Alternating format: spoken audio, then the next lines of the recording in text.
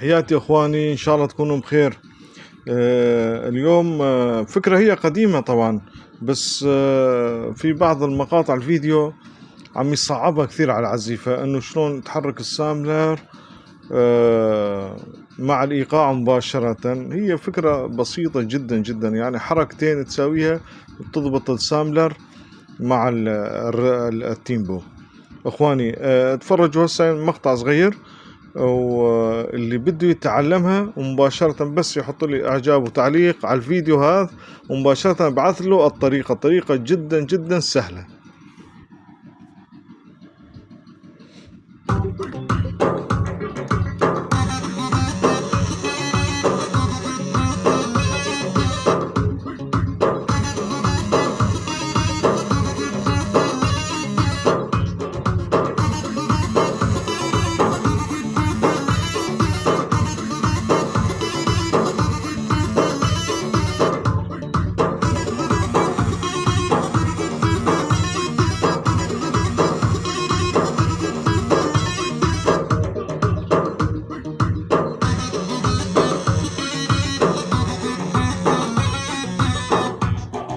شكرا، ان شاء الله يفيدكم الفيديو.